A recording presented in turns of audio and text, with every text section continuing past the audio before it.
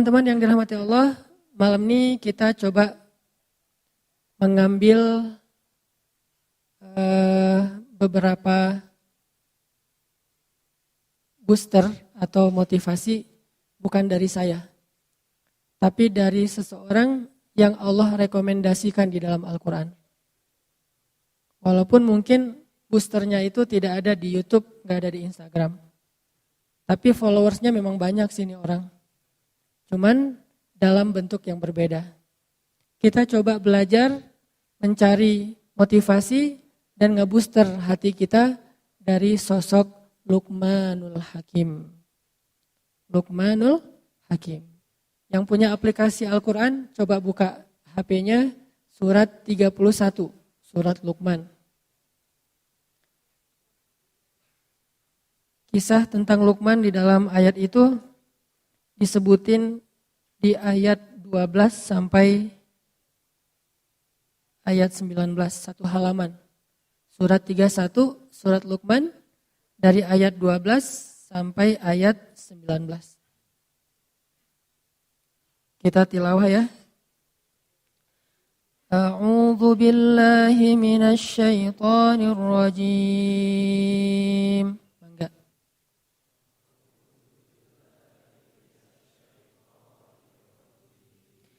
Bismillahirrahmanirrahim.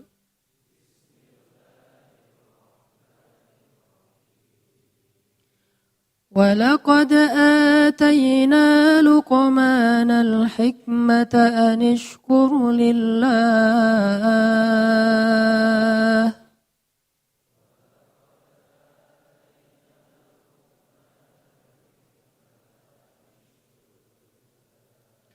وَمَنْ يَشْكُرْ فَإِنَّمَا يَشْكُرُ لِنَفْسِهِ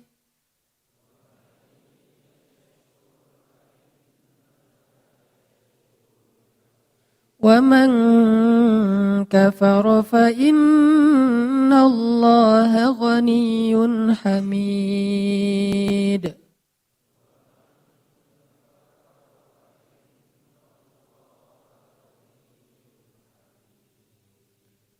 Dan sungguh telah kami berikan kepada Luqman al-hikmah supaya bersyukur kepada Allah. Dan barang siapa yang bersyukur, maka sesungguhnya dia bersyukur untuk kebaikan dirinya sendiri. Dan barang siapa yang kufur atau ingkar, maka sesungguhnya Allah maha kaya lagi maha terpuji. Sadaqallahul adzim. Teman-teman, kalau kita baca surat ini, nanti kita akan menemukan nasihat-nasihat yang sangat berharga dari Luqman. Ada di halaman yang tadi kita baca, ayat 12 sampai ayat 19. Itu semuanya isinya nasihat Luqman kepada anaknya. Siapa Luqman? Luqman ini kalau di antara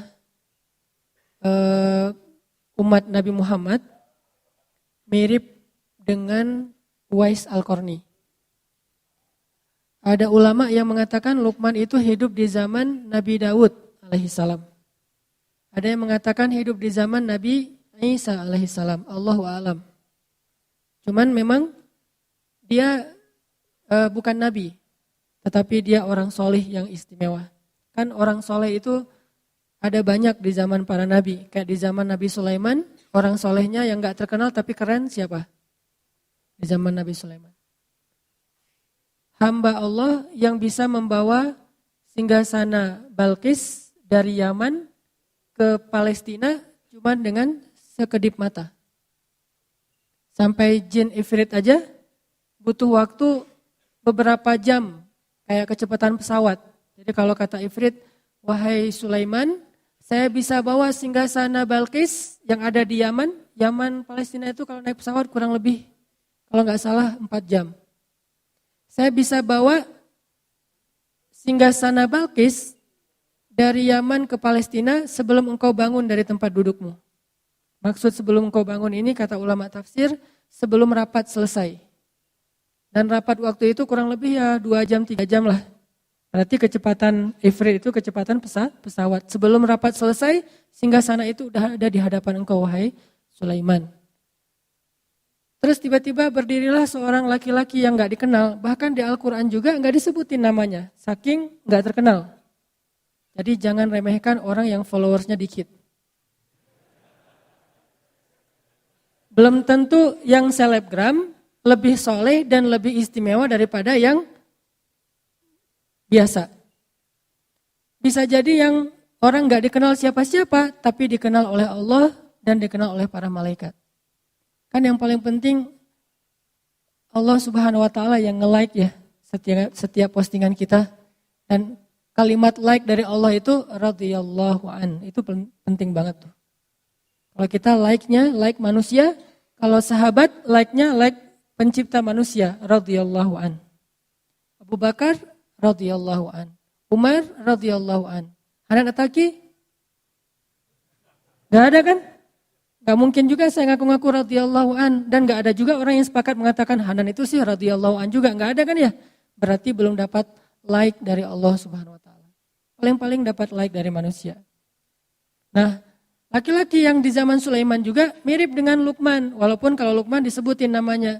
Di zaman Nabi Isa ada orang kayak gini, di zaman Nabi Daud ada, di zaman Nabi Musa ada, banyak. Di zaman Nabi Musa salah satunya Khidir. Gak terkenal, tapi dia punya kelebihan, sampai selebgram seperti Musa aja belajar kepada Khidir.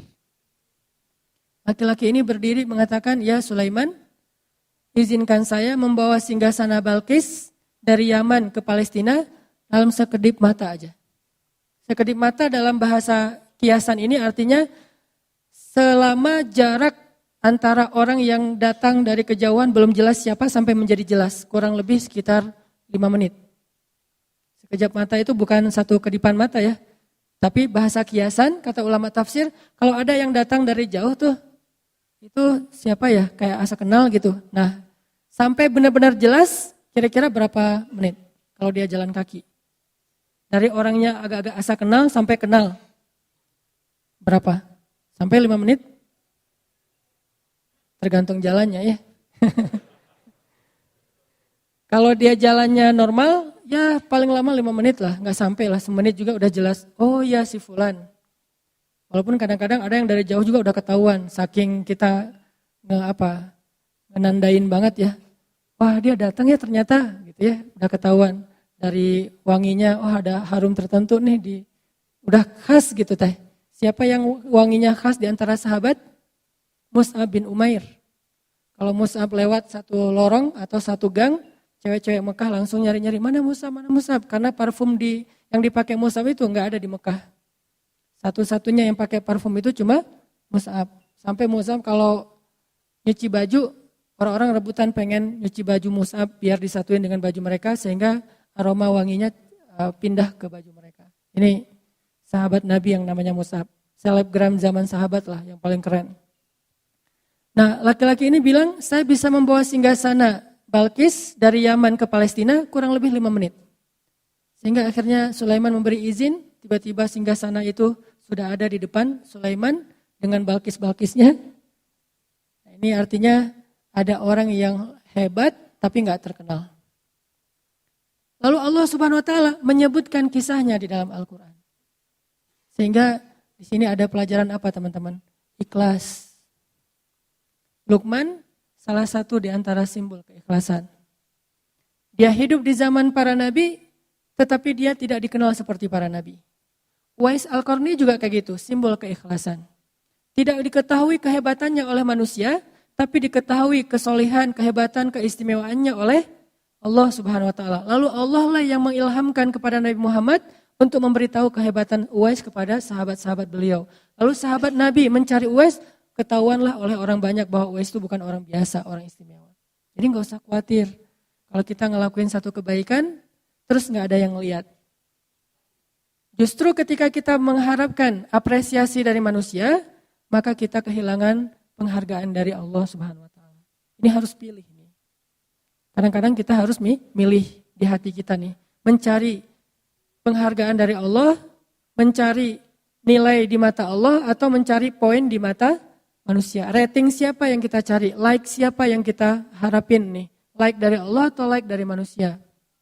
Ini soal hati ya, bukan soal gimana kita memposting sesuatu. Kadang-kadang secara zahir kita emang Ngeposting sesuatu yang buat manusia nge-like. Tapi bukan itu yang kita cari. Ini masalah apa yang diharapin oleh hati kita.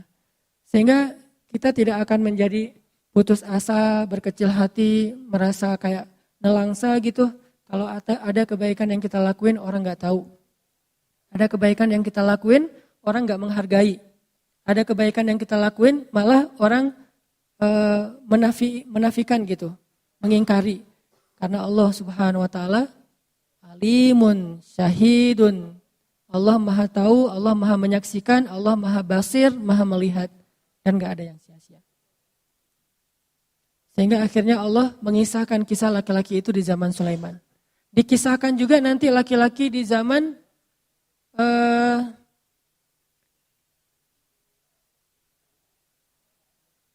Nabi Nuh alaihissalam. Dikisahkan juga laki-laki di zaman Nabi Ibrahim alaihissalam. Banyak banget nih orang-orang kayak gini. Termasuk yang kalau kita baca surat Yasin, waja'a min aqsal madinati rajulun yas'a. Ada kan ayat gitu ya? Datanglah seorang laki-laki dari tengah kota, berjalan terburu-buru, pengen menyelamatkan para nabi yang lagi mau dibunuh oleh Bani Israel. Siapa laki-laki itu? Gak ada namanya. Kalaupun ada, tebakan dari para ulama Habib An-Najjar. Tapi itu bukan dari Al-Quran, bukan dari hadis.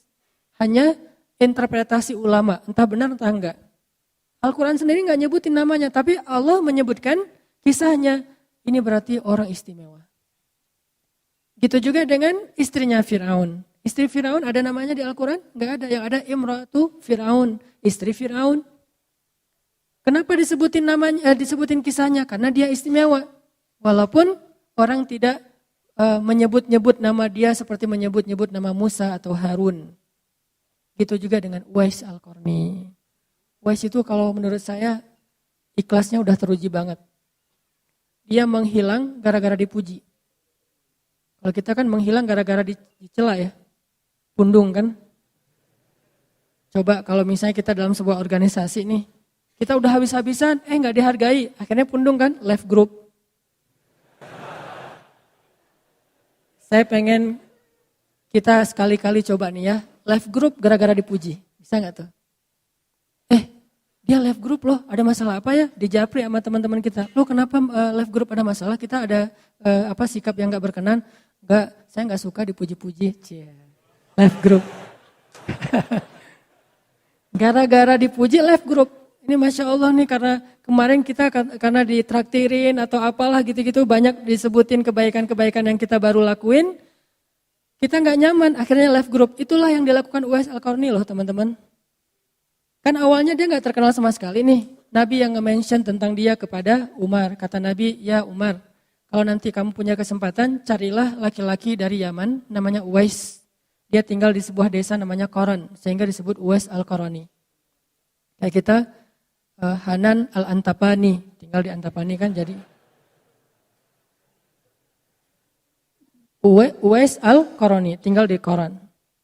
Dan dia punya ciri-ciri khasnya itu di perutnya ada bekas penyakit kulit yang gak sembuh. Karena dulu seluruh tubuhnya berpenyakit, dia berdoa, ya Allah sembuhkan penyakit kulit saya, tapi sisakan sedikit di bagian perut, biar saya selalu ingat nikmat-Mu ya Allah. Allah sembuhkan persis kayak diminta oleh Uwais. Kita kan kalau berdoa jarang persis banget ya di ijabah ya, karena doa kita kurang bagus mungkin Allah memberikan yang lebih baik. Kalau Uwais, gimana dia minta gitu Allah kasih, saking luar biasanya Uwais. Nah cari dia Uwais, kalau ketemu dia, nah ini ada sesuatu yang istimewa banget nih. Kata Rasul, mintalah doa dari Uwais, doa Uwais enggak ditolak oleh Allah. Umar disuruh minta doa kepada Uwais, padahal seluruh ulama sepakat Umar lebih utama daripada Uwais. Gak ada ulama yang bilang Uwais lebih utama daripada Umar. Semua sepakat Umar lebih utama daripada Uwais. Pertama generasinya sahabat Uwais tabi'in. Sahabat lebih baik daripada tabi'in. Khairun nas. Mana sih hadisnya? Sebaik-baik generasi khairul qurun qarni. Sebaik-baik zaman adalah generasi aku. Summal ladzina yalunahum, summal ladzina yalunahum. Kemudian setelahnya. Artinya sahabat lebih baik daripada tabi'in. Tapi yang lebih baik ini disuruh minta doa kepada orang yang di bawahnya, Uwais. Berarti ada yang istimewa pada Uwais yang gak ada pada Umar. Tapi secara umum Umar lebih istimewa daripada Uwais. Kayak Musa dengan Khidir.